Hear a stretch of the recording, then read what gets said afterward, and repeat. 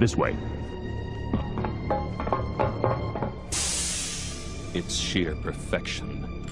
My precious G-Virus. No one will ever take you away from me.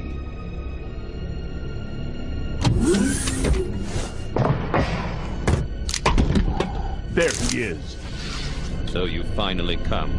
Doctor, we're here to collect the G-Virus sample. Sorry, but I won't just hand over my life's work. Stop. You might hit the sample. That's it, all right. Okay, let's move out.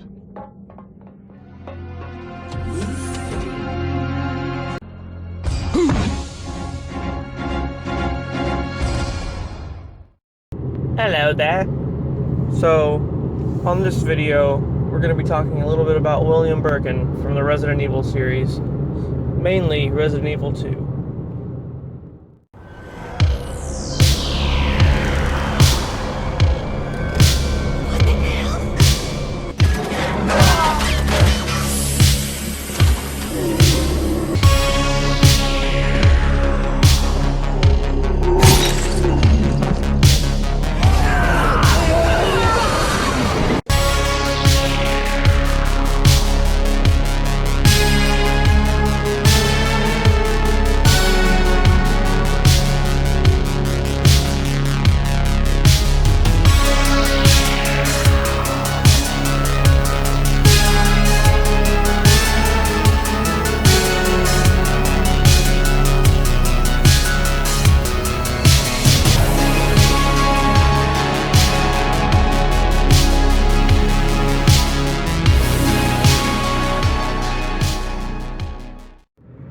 So starting back in like 1998, William Birkin was one of the main antagonists for the video game Resident Evil 2 by Capcom. Basically the story goes like this.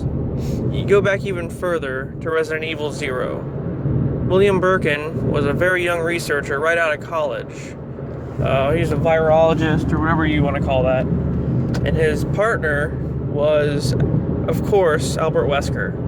And they worked together at this Umbrella training facility where they were pretty much the proteges of James Marcus, one of the original founders of Umbrella.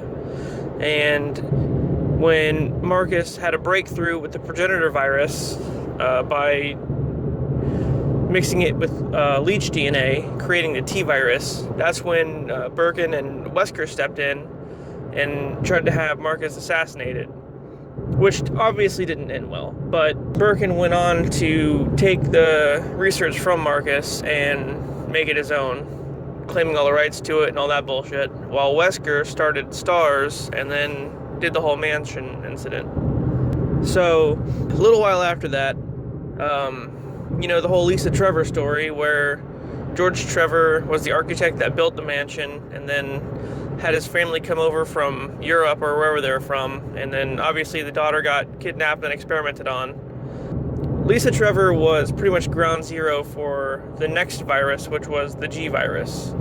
The T-Virus in her system kind of bonded in a strange way and adapted, and then created a new virus. You know, that's the one that has all the eyeballs and the huge growths and all that shit. Yeah, that's the G-Virus. So Birkin found out, you know, that Lisa Trevor had this in her body and extracted it, and then claimed that shit too, because, you know, why not? And then Umbrella, which I don't know if it was under Wesker's command or whoever, had the same thing happen to Birkin that happened to Marcus. They were gonna pretty much kill him and take his research. But this one's a little bit different because Birkin was in cahoots with like some kind of rival company or government, and he was trying to sell Umbrella secrets to them, and so they caught wind of that and were like, fuck you, bro, what you doing there? Hunk, which is the leader of this commando team called the USS, they went down into the sewers, which is where Umbrella's main facility was located, and, you know, RoboCop the shit out of him. And then, yeah, in his dying breath, he injected the last vial of G-Virus into himself, which is what gave you the main antagonist for part 2, which I'm sure you all remember. And the virus had a weird effect on him. It's supposed to, like, replicate cells and, like, grow your tissue back. I guess it's supposed to like regenerate your tissue, but if you already have tissue, it just like doubles it or something. I don't know. But yeah.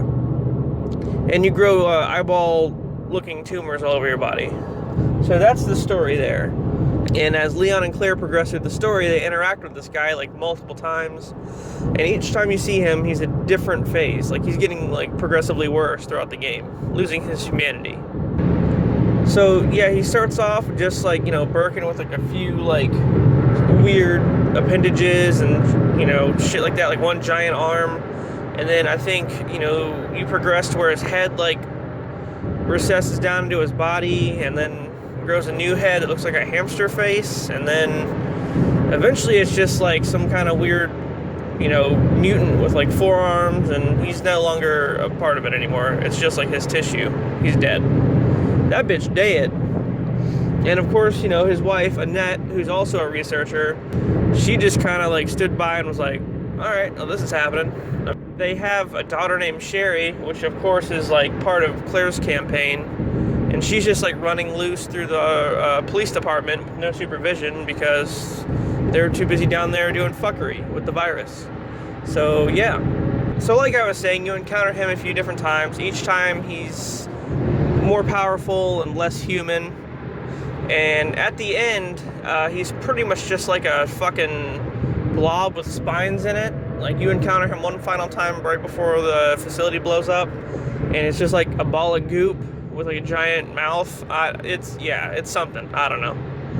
And then you blow him up with like a rocket launcher or whatever, and then he just, apparently dies. There have been some, different incarnations of this character throughout the games. Like they remade him in Darkside Chronicles, and Operation Raccoon City. You see him again, but they're all just pretty much retellings of the same story. And then you see him again for the final time in the Resident Evil 2 remake, the most recent version of that. But Birkin's not the only guy to get the G-Virus. There was a guy, Curtis Miller, from the Degeneration movie that came out, which was really good. I recommend that if you haven't seen it. So that's pretty much William Birkin in a nutshell. He was a virologist who, I guess, tried to steal some other guy's research and then ended up trying to sell it on like the black market or whatever, and got found out and got killed, and then ended up being a product of his own research and pretty much became a slave to whatever it was he injected in himself. Whatever is in that G-Virus, he was lost inside of it, and it just grew like around him. I don't know, something like that. Anyway, guys, that was William Birkin in Resident Evil. Go check it out. Resident Evil 2 especially, that's the best one. And I'm out, motherfuckers. See you on the next one. Bye.